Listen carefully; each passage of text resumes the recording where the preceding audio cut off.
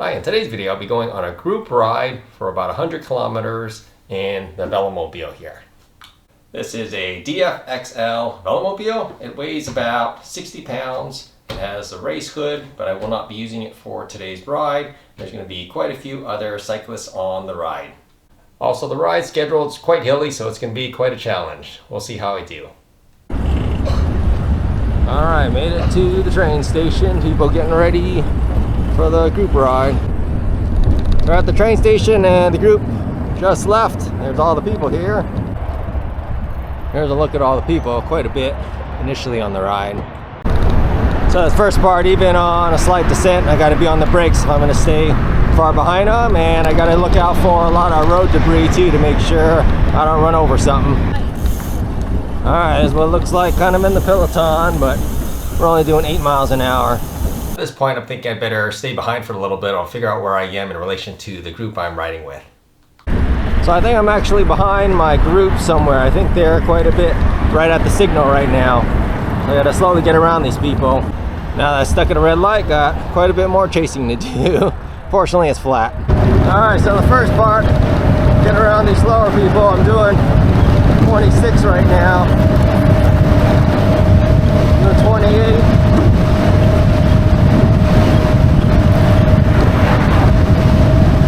Alright, 30 miles an hour, got around, starting to chase more.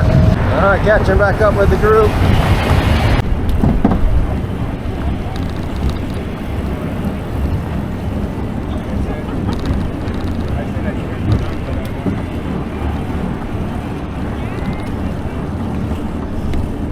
After riding for a little bit, I figured I better get ahead and try to catch up to the group leader.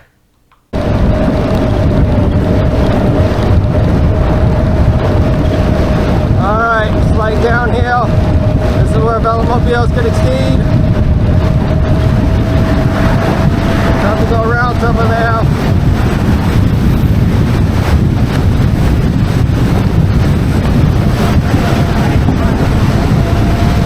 Catching the Pelso.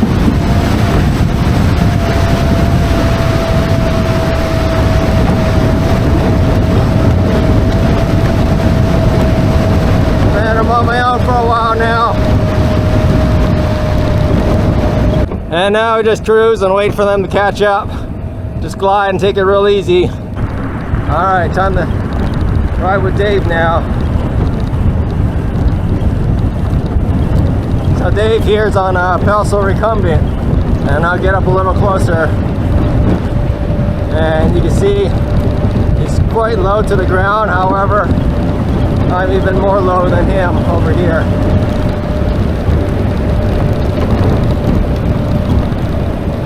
Here's a quick look at the regroup, and they're already heading out, so I gotta hop back in and go. And starting out of the back before a climb, never a good idea. I'm gonna get even further dropped. So the climb's still starting, and I'm already falling quite behind. Fortunately, this climb's not too long, just around a few bends, should be at the top.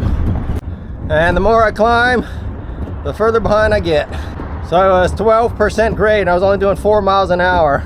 So when you're climbing in a group, you need to try to get ahead if you can. Unfortunately, I didn't, so I got dropped, and riding a 60-pound bike is a lot harder to climb than, let's say, this BMC behind that's only 15, 16 pounds.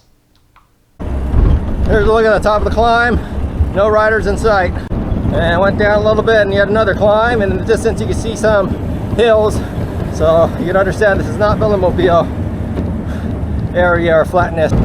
Here's a look at more hills. Unfortunately, don't have to go over them. Alright, might be able to catch a few people on the flats slowly.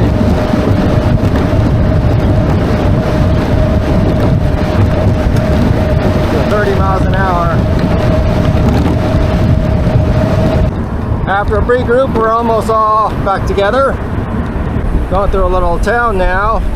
A lot of signals, so just hanging off the bat, making sure I have plenty of room to stop. Still heading through town about either minus 1% grade or 0. Doing about 19 miles an hour. I've just been off the pedals. I pedal a few times and glide. It's 20 miles an hour, super easy in the Velomobile. Up close, everyone looks so tall, but it's just that I'm so low down here. It's also a little scary with all these cars. You don't know which one's about to jump over to your lane and turn right, even though there's a bike sign right there on the floor. they'll still just probably won't see you. And then places like this, I kind of get separated from the group, kind of car gets in between because I leave enough gap. So just take my time and be patient back here. So when I'm riding in the cities, they always decide to give the cars the right of way. They're bigger, and yeah, I don't want to get into any accident. So if they try to cut me off, I just let them get ahead. As long as you're on the same side of a red light as the rest of the group, you should be okay. But if you miss a signal, you got quite a bit of catch up to do. And I'll just show you here on the green light, if there's some fast guys and they stand up and take off, then you kind of get gapped initially as they take off, because they have like 15, 16 pound bikes, whereas this one's between 50 and 60 pounds. So this bike's not a big fan of super sharp turns, so you just have to make sure you can kind of squeeze through and look where you're going. And oh, looks like I made it. And then there's another tight pinch part right here. Gotta go nice and slow to get through, and then play a little bit of chase or catch up. All right, got up to the group, sort of. They're kind of spread out a little bit, but we're on the shared multi-use path. Looks like a little farmer's market or something going on here in town. So this is part of the Benecia Bay Trail. Over to the left, you could probably see the bay, kind of nice. Here's another great view of the bay and some of the homes.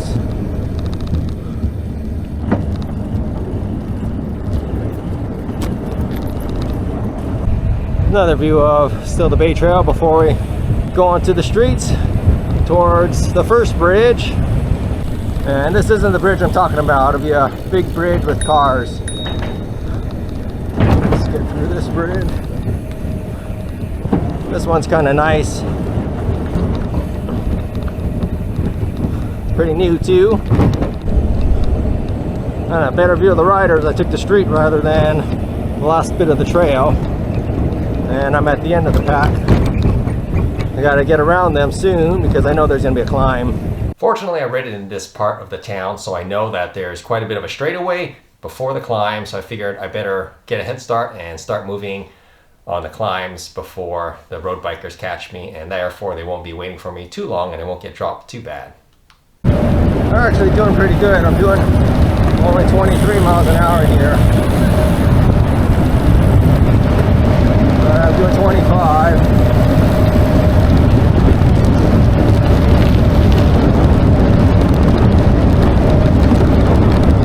We're up to about 27, 28.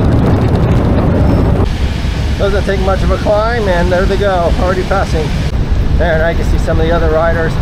That's Terry on the left. I ride with him quite a bit, and a lot of times I climb faster than him, so if I were on the upright road bike, I'll probably at least be doing that pace with the other riders, but add another 40 pounds or so, slows you down on the climb.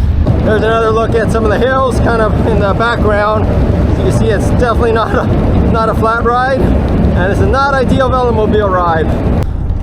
Here's just some of the longer sustained climbs where the group just spreads all apart. Everyone's all over the place. There's actually, from my mirrors, 2 people behind me still. Oh, there's the first bridge. This is the Carquinez Bridge, or Zampa Bridge is what it's named. All right, so we're waiting for someone who got a flat, and then we're about to move on again. And now we're off. There goes the group and heading over to the bridge. All right, we're on the Zampa Bridge, and there's only a few lanes of car traffic, so this bridge is quite quiet, not super noisy right now. Maybe I'm pretty low and underneath this little retaining wall here off to the side too. I know there are 2 people behind me, so I'm just taking it real easy on the bridge. And another thing about following the groups is when you're in a group ride on upright bikes, typically bunch together in a little peloton, but so far this whole ride, I haven't even done a single second of drafting. Here's just a little bit more of the bridge. Down to the left, there's a ship down there for the Cal Maritime Academy. All right, well, I fell back pretty far behind, kind of riding on my own now. Missed the turn. Unfortunately, this part of the ride I didn't know too well. I missed the signal, a red light, then I was going, and then I looked off to the left and they had made a sharp left turn, kind of a backwards direction. So I totally missed the group, and by the time I made a U-turn to try to find them, they were nowhere to be found. Well, I'm exploring Vallejo on my own. Not sure where they're next regrouping. The riders weren't too clear, so just find my own way back from here, I guess. Alright, in the distance you can see that hill. The road kind of goes uphill. Have to go up and over that hill. Here's kind of an example of terrible roads, how they're really a huge detriment to speed. Just gotta look out for potholes and all sorts of stuff, and speed bumps too sometimes. So here's part of the climb. Good thing about not being with the group is just to ride my own pace. Now we got another mile of this uphill before the right turn towards the other bridge.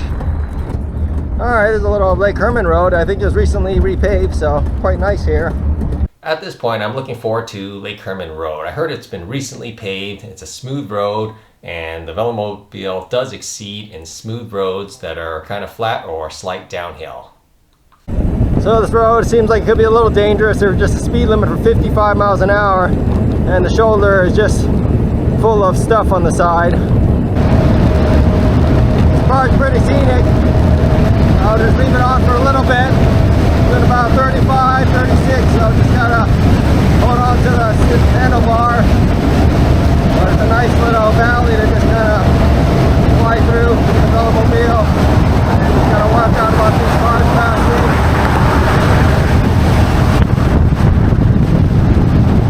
Going 45 miles an hour now. Almost 58.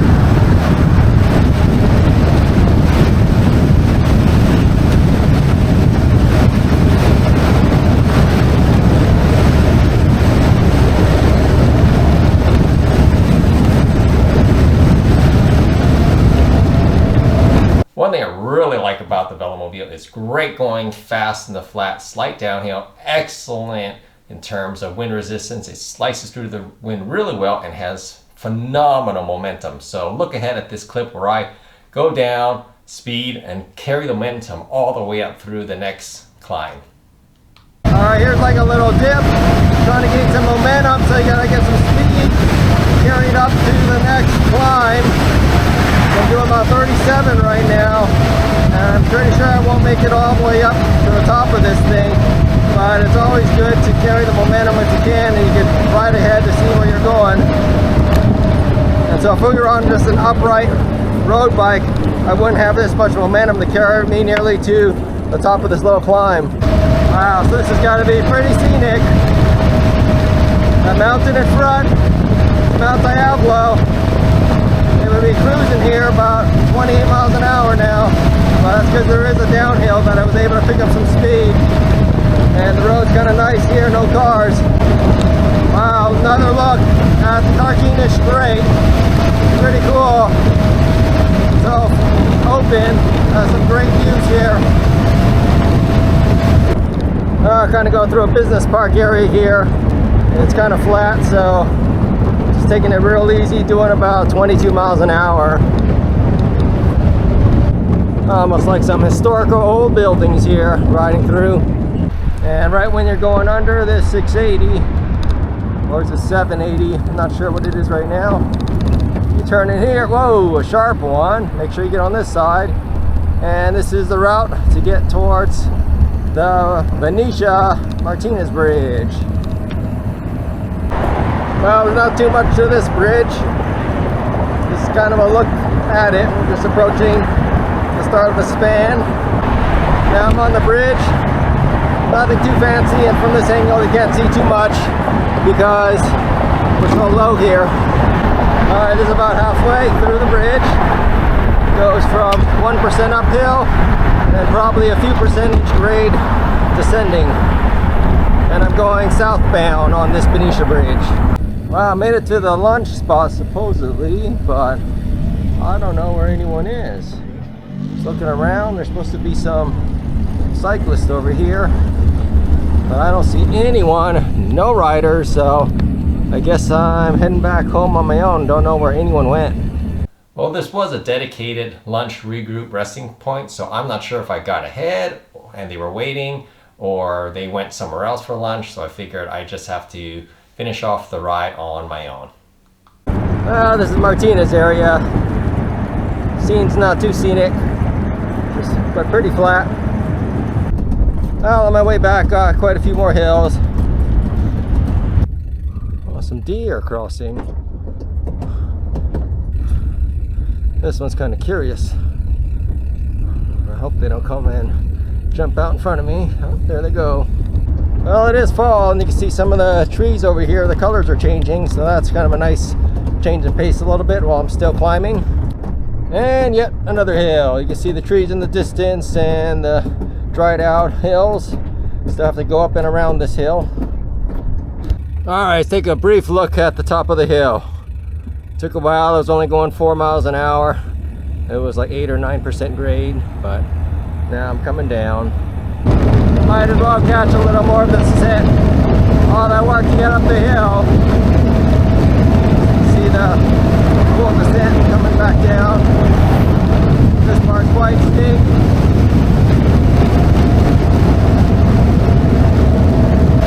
Alright, well, I take this road all the way back to the city, and then that should be the end of my ride.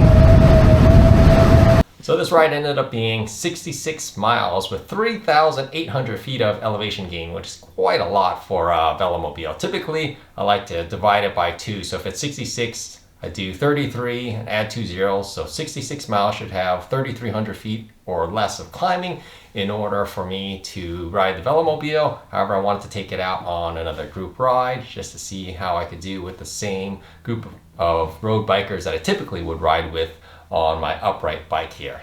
If you did like this video or found it entertaining, feel free to give it a thumbs up and subscribe if you like more videos on the Velomobile. Also, let me know in the comment section below if you have any questions or kind comments. Look forward to seeing you guys in the next video. Thanks for watching.